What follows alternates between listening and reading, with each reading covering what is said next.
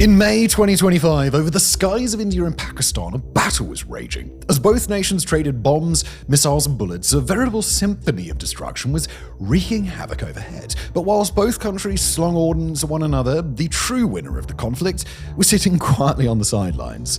And that's China. Because it was their indigenous fourth-generation fighter, the J-10C, that had done something that truly shocked the world. It had shot down a modern, Western-built fighter jet.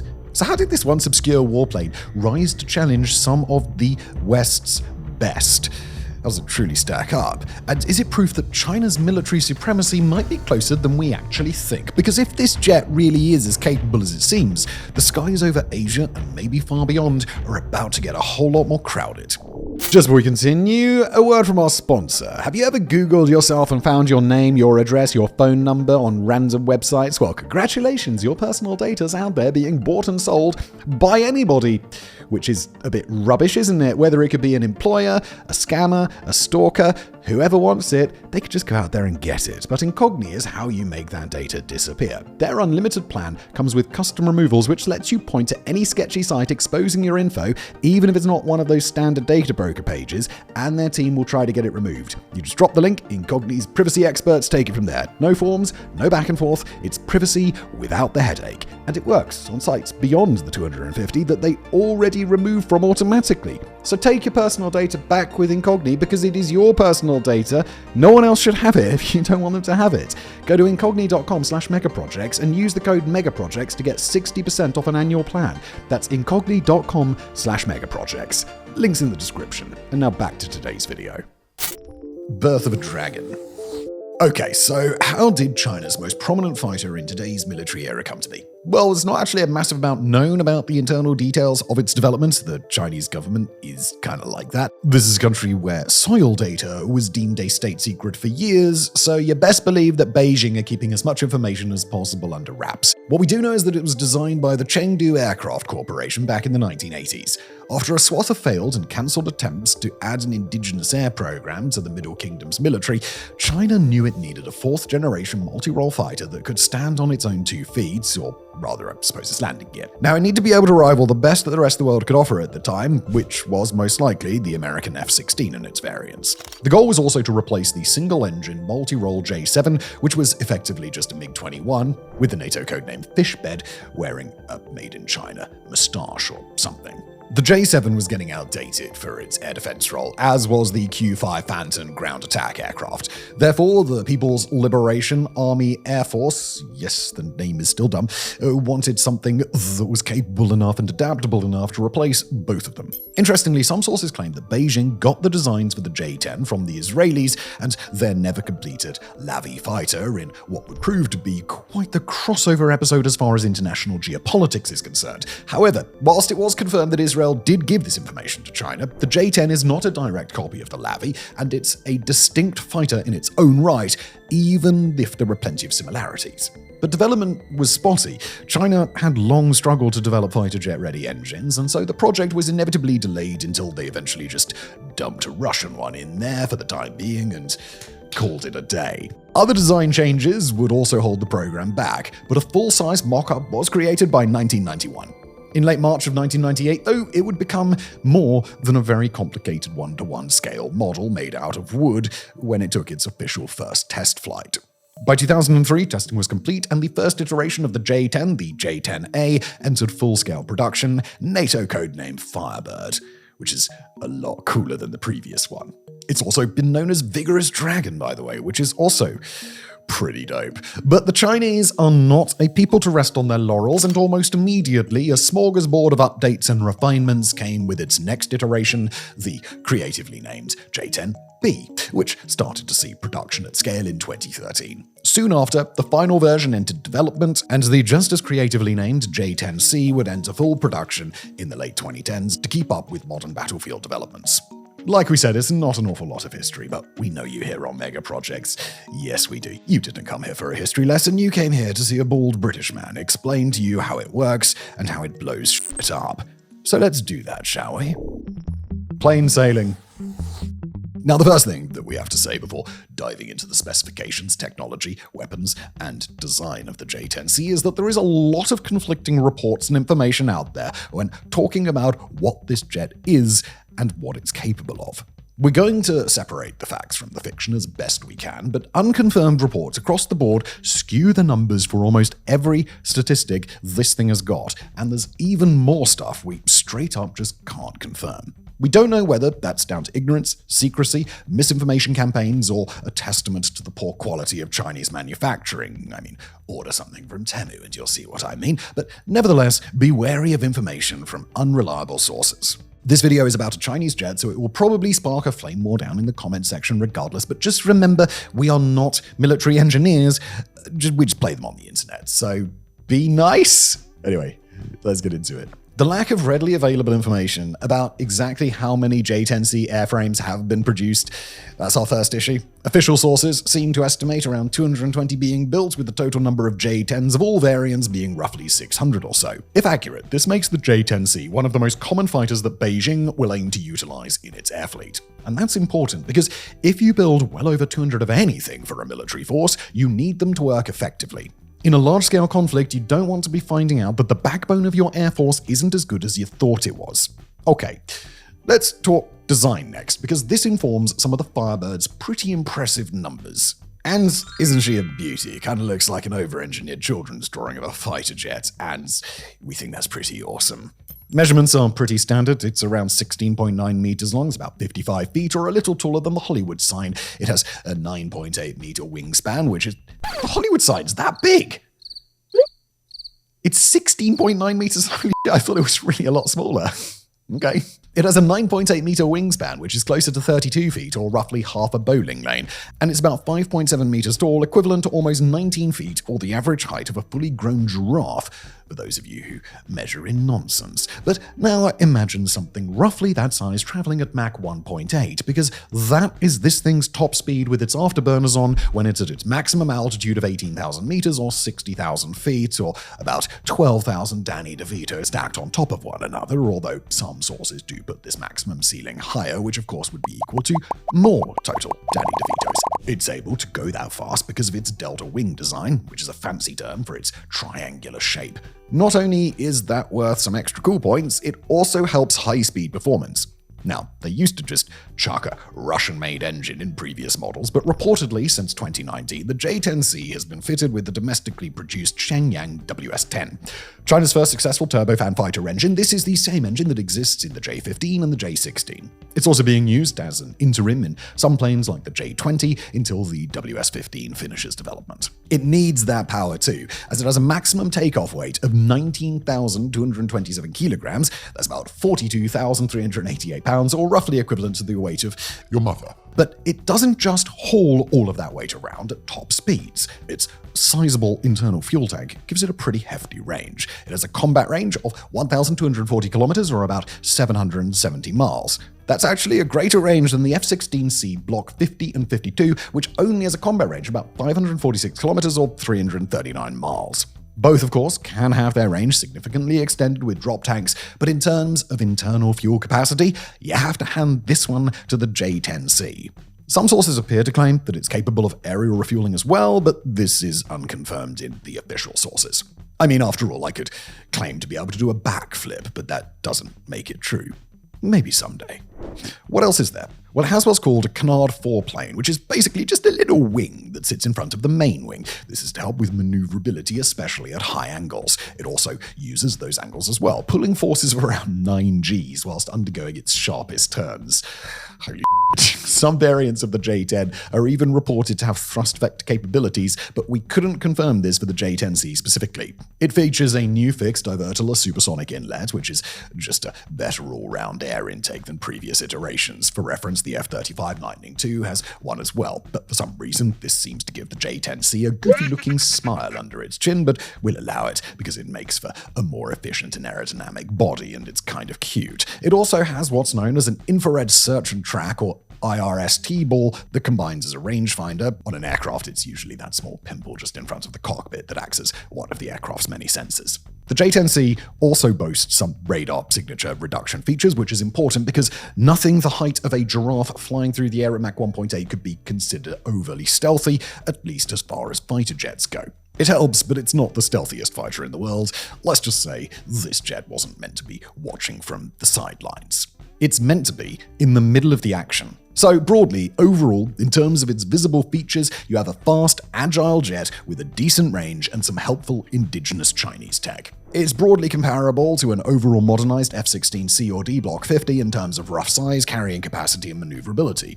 So all good so far. But what about the stuff you can't see? What's inside this fortune cookie of a fighter jet that really stands to set it apart? The difference. So even in its basic form, just from the outside, you can see that the J-10C is a fairly advanced warplane. But what's underneath the hood that we can really investigate? Well, for starters, it appears to be relatively easy to fly. Despite the delta wing design taking away some stability, this is made up for by the fly-by-wire system. Instead of mechanically moving parts which assist in flight, the pilot's inputs go into a computer which then flies the plane electronically, giving a far more responsive experience. When you're in a potential dogfight, every reflex counts, and when milliseconds can be the difference between being hundreds of meters away from danger and sheer destruction, well, you'll definitely rather have it given the choice as another healthy tick for the J-10C. As well as this, the cockpit features a wide-angled HUD including 3 color multifunctional displays which interact with the pilot's helmet and its mounted sight, as well as with its hands-on throttle and stick or HOTAS controls. And yes, apparently that's really what it's called. I'm not going to make a dirty joke. You've already made it in your minds already. What's most interesting, but also mysterious about the J-10C, is its radar. Without a good radar to be able to spot and engage targets, your fighter jet is going to do a lot more jetting than fighting. It's also going to get shot out of the sky, which is probably a bigger problem. So what does the J-10C have to offer that can stop that from happening? Well, it's called an Advanced Electronically Scanned Array, or AESA, and the J-10C having one of those is a pretty big deal. AESA radar can extend the range of detection, which allows for a fighter jet to get its missiles off first and dive back out of effective range. It allows for improved target discrimination and identification, making sure that in today's modern warfare, a cheap drone isn't targeted instead of an expensive aircraft or missile. This is especially the case as AESA also has the ability to pick up low-flying targets with reduced signatures that might be missed by more traditional radar systems.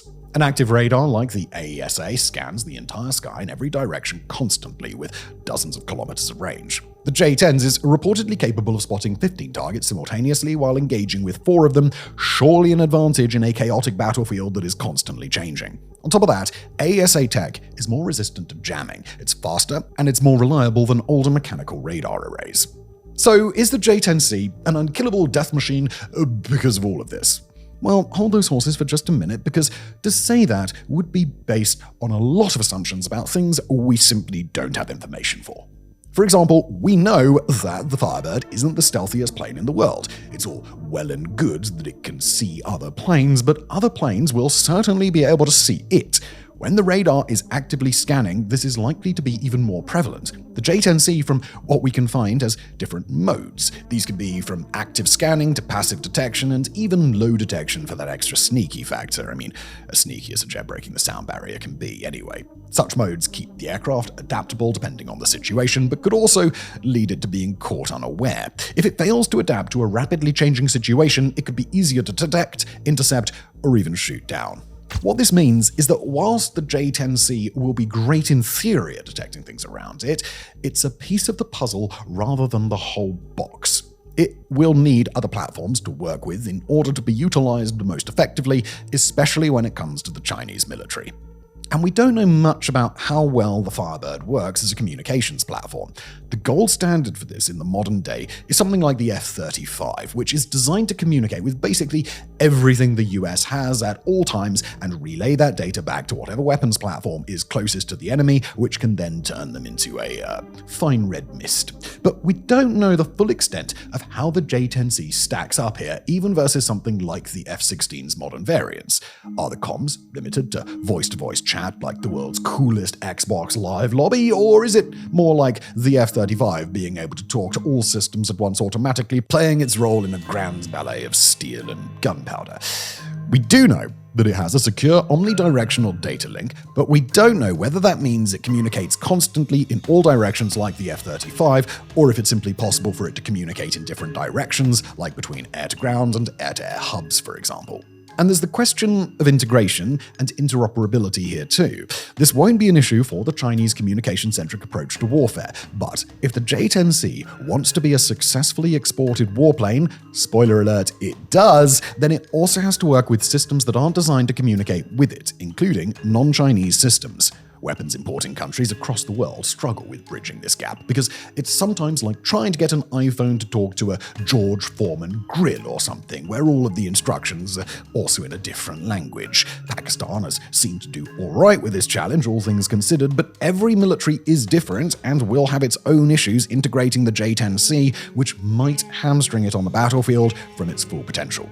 In terms of comms then, we'd rate the Firebird as being good for its class, but probably less mature than the F-35 and its next-gen comms platform, which is completely understandable given that it's a generation behind the F-35. But that's based only on the information we know, and because there's so much we don't know about this radar, that unknown also extends to the electronic warfare and countermeasure suite of the J-10C.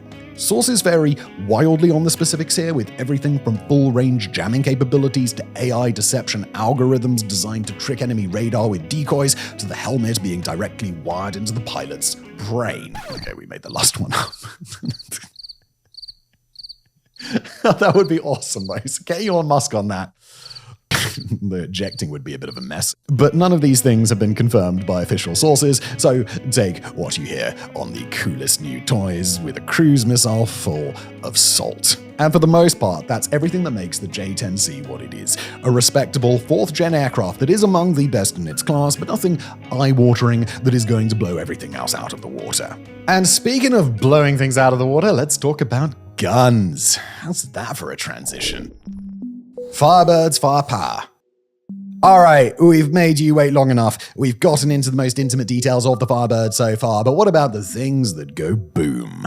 Well, you'll be pleased to know that the J-10C is a fighter, both in terms of its classification and as a general description of the aircraft itself, because it is equipped with some pretty explosive technology. There are 11 hardpoints on most J-10C models, depending on what they're being used for, and most of them are likely to be spent on one of China's newest air-to-air missiles, the PL-15. Before that, the J-10's primary air-to-air armament comprised the medium-range active radar-guided PL-12 air-to-air missile, as well as the short-range PL-8 infrared-guided air-to-air missile. But in recent times, it's the PL-10 and PL-15 that have taken the mantle, both of which are generally considered far more capable for what the J-10C is trying to achieve in combat.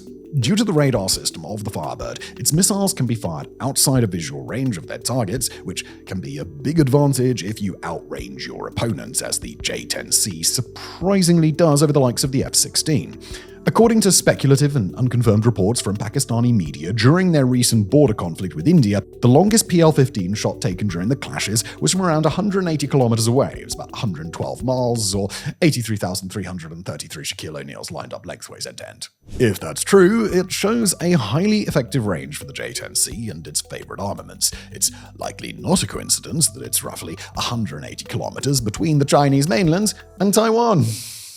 It's not, is it? But the PL-15 is significant because it is the first time that China has produced a successful indigenous air-to-air missile instead of just a cheap Russian knockoff. Not only that, it appears to be at least a near peer of the US AMRAAM, and in some cases it could even surpass it in range.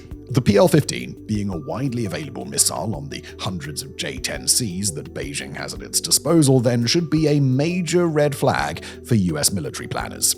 Air-to-ground weaponry is pretty simple: a giant pair of f***-off bombs, specifically the 500-kilogram or 1,100-pound LS-500-day precision-guided bombs. Conversely, the newest upgrade to the Firebird's arsenal is the GB-1 TG-500. With a catchy name like that, it's a miracle more of them aren't being used because these things make a really, really big boom.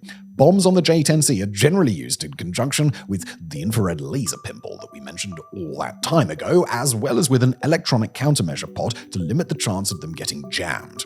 Because there is only one thing worse than a bomb the weight of a polar bear falling on you, and that's that same bomb falling on you when it was supposed to be aimed at someone else. Other air-to-ground munitions include the J-10C anti-radiation missile. Now, such technology might seem a little strange to the uninitiated. I mean, why would you want a missile that actively stops radiation? And also, can we just drop a bunch of those on Chernobyl and deal with that situation? Well, sadly not. An anti-radiation missile isn't actually anything to do with radioactive material or nuclear tech of any kind. They specifically hone in on radio waves from radar installations. Depriving your enemy of radar on the battlefield can render them blinded, which works heavily in your favor if you have the gift of sight. The most well-known example of this is the US's HARM missile. Other guided munitions are available for the J-10C, but the ones listed here are likely what you're going to see the most of if China ever decides to go to war with anyone. But I'm sure we won't see that on the horizon for a long time. Right, guys? Right? Anyway, the J-10C has traditional dogfighting capabilities. It's already fast and agile, so it should be able to handle itself against other 4th-gen fighters who want to ride that highway to the danger zone Top Gun style. And it's got a twin-barrel internal 23mm cannon that can fire rounds at over 3,000 per minute, with some estimates being even greater than that. With up to around 200 in the chamber, that means that the Firebird is very capable of fire, I suppose. That means it can take anywhere between 3 and 4 seconds to empty its magazine, although small bursts are preferred for dogfights and strafing runs to preserve accuracy. And that's pretty much it for the weapons of the J-10C. And when you put it all together, it is an extremely capable multi-role fighter jet that has a lot of strengths and relatively few weaknesses. It's well-rounded, pretty technologically advanced, there's a lot of them, and they are armed to the teeth. It's capable of beyond visual range combat, close-range dogfighting, multi-target engagement, precision-guided weapon strikes, tactical support, anti-ship operations, maritime patrols. I need to take a breath even though there's only one left. Integrated communications and more. What's not to like? Maybe made in China isn't such a bad label to have after all. But we can speculate about the effectiveness of fighter jets all day, but if it doesn't translate into utility on the battlefield, then we might as well be talking about how good a pogo stick is at laying siege to a medieval castle. But luckily for us, the J-10C has been in combat, and pretty recently at that. So, that only leaves one question. How'd it do? Petri dish warfare. So, the first good look that the world got into the J-10C and its capabilities in actual combat was during May of 2025, during the conflict between India and Pakistan that took place over a few days and convinced the world that we were briefly escalating to nuclear Armageddon. Again. Thankfully, cooler heads ultimately prevailed, and the conflict only really escalated for a few days before bubbling back down to the low-intensity affair it has been since they last went to war with one another. But during that short, violent period, there was a lot to potentially learn about the J-10C, as Pakistan had bought more than 30 of them from China back in the early 2020s. This was partially political as much as it was practical. Pakistan already had F-16s, and Chinese weapon platforms had to be seen as rivaling Western alternatives. Similarly, India mainly had French-based Rafales, which are capable 4th-generation fighters used by NATO, as well as older Russian stock. So yes, in terms of weaponry alone, it was France and Russia versus the US and China. Geopolitics is weird, welcome to the circus. Now, Pakistan mainly used its Chinese fighters against the Indian Rafales. Islamabad was likely hesitant to use its F-16s under the fear that shooting US planes at other Western aircraft owned by a US ally would put them firmly on Washington's naughty list. Probably a smart move, all things considered, and despite there being a metric jet load of misinformation from both sides over who shot what down, some conclusive information is known. Now, Pakistani government sources are about as trustworthy as the guy selling magic beans outside your local supermarket, so remember that this is officially unconfirmed, but it appears that Pakistani J-10Cs, the export variant, had a hand in shooting down at least one Rafale with a PL-15 missile. US sources themselves appear to indicate that Washington believes this to be the case, so we can pretty confidently say that this likely happened. Other imagery that appeared at the time also pointed to the losses of an Indian Air Force MiG-29 Fulcrum and possibly also a Su-30 MKI flanker. However, there just isn't enough evidence for us to definitively say whether a J-10C was involved in these potential air-to-air kills. The border conflict between Pakistan and India largely didn't actually see either Air Force enter the other's airspace. This is deeply sensible in the age of anti-aircraft systems. but it actually also tells us something. Given that we have it on decent authority that the J-10C was involved in at least some air-to-air kills with the PL-15 missile, potentially outranging its Soviet and Western counterparts, it stands as a testament to the Firebird's effective combat range and the usefulness of the PL-15 against modern Western military tech.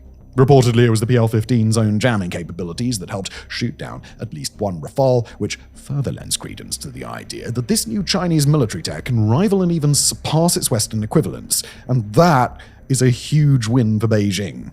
China would have been watching developments closely, least of all because Pakistan is an ally against its regional rival in India, and China borders both nations, including the disputed territory of Kashmir, which is jointly administered by all three nations. But it gave Beijing something far more valuable than international bragging rights or a few extra orders for the J-10C, as nice as those things are.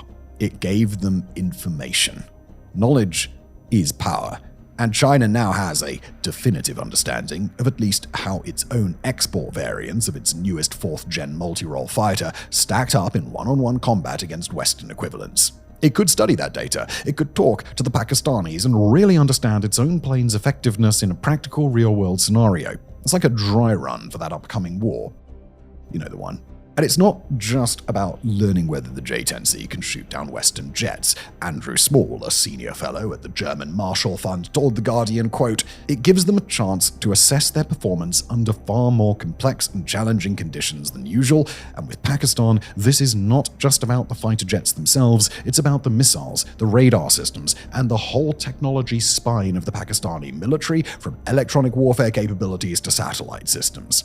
Beijing were characteristically quiet about the whole thing, ever eager to continue working in the shadows. When asked, China's foreign ministry said it was not familiar with the J-10C situation ongoing on the subcontinent.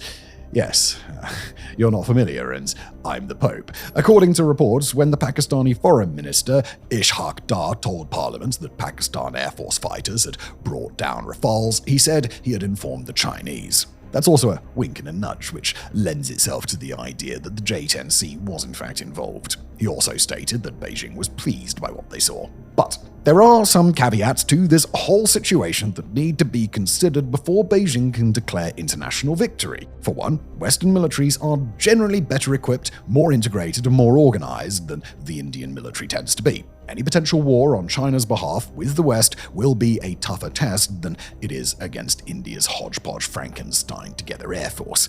For what it's worth, though, Pakistan's military is a lot weaker than China's too, and China will more than likely have the ability to step up its game above what Pakistan can offer militarily when it comes to countering Western equipment. The other important thing to mention is that both sides of this conflict were using the export variants of their jets. Some exporting nations don't always tend to give their allies the very best of the best technology. That's in order to protect their own interests. In the J-10C's case, this relates to slightly downgraded avionics and software, but the Rafale export variants are almost identical, with a few small caveats that don't affect performance. That might be seen as a good omen for Beijing that an inferior version of the J-10C went toe-to-toe with a full-strength Western jet. But it's just as important to recognize that neither jet that were shooting at each other over the subcontinent will be the same ones shooting at each other over the South China Sea when it all kicks off. There are also a whole host of other factors to consider that could affect a different outcome in a potential conflict between China and the West. Different technologies that countries have access to, the battlefield itself, and the difference in geography, variance in doctrine and tactics, even money and timing can all play a role. So yes, the India-Pakistan conflict of 2025 did give a good showing for the Firebird in terms of a Petri dish-style weapons test. But any war where China is using its scores of the aircraft for real will likely look very different. There are a few implications that we can draw out from this successful performance, though. The biggest implication is, of course, for Taiwan, as seeing PLAAF jets shoot down their Western counterparts likely had those in Taipei tugging at their collars and questioning the efficacy of Western weapons to properly fight the Chinese and mount a serious defense when the time comes. It could also represent something of a major coup commercially for China.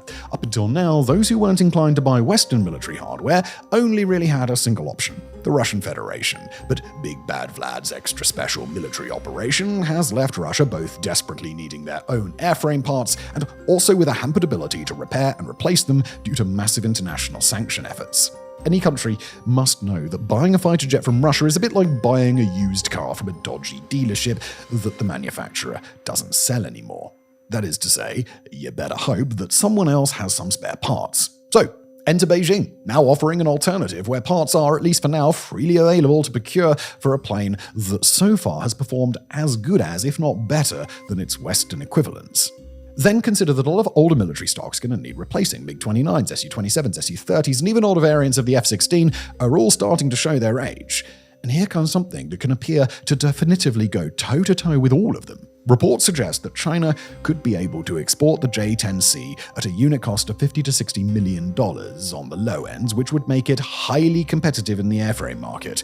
It's relatively cheap to buy, easier to maintain, easy to operate, with a lot of decent munitions that work well with it, and you don't need to sanctions bust to get them. I mean, everybody wins, except for Russia, to which I think we all say, oh no. But that is something of a favourable view. The J-10C has only seen limited battlefield experience versus the alternative options it's supposed to be able to beat. And there could well be some weaknesses about the design that we're yet to discover, because nobody in the Pakistan-India conflict fought long enough for those to be exposed. And it could well end up being more expensive to export, which could limit the market access for poorer nations and therefore also limit battlefield utility. It's a tightrope that Beijing will have to walk in order to make the most profit. So, we've told you pretty much everything there is to know about this aircraft, and to be frank, from everything we've seen, we're quite surprised by just how good it really is. It's a definitive, mature variant of an indigenous Chinese fighter jet that illustrates China has gone squarely from a follower to a leader in the global military arms race. Will it ever be able to rival the US Air Force? By itself? No, not a chance. The F-35 and F-22 are simply a generation ahead. They are head and shoulders better than the J-10C could ever hope to be. But it also doesn't have to be the best of the best that the US has to offer. It's a volume fighter. The PLAAF already has hundreds of the things. Beijing already has 5th-gen aircraft in the J-20 and the J-35, and it's already got 6th-generation platforms reportedly in development as we speak. As a functional, sensible, smart airframe to base an Air Force fleet off of, it's really quite impressive. And it likely stands to be a very important multi-role fighter for many years to come, especially with Russia's export power faltering fast. But as we stated before, China is not a nation to rest on its laurels. The development of the Firebird proved without a shadow of a doubt that China can actively develop its own effective weapons platforms at a 4th-generation equivalent. It shows a huge step forward in its industrial base and a massive leap in capability compared to what came before it. And all of that begs the question, what's going to come next? Well, we'll cover it in the future, won't we? Thanks for watching.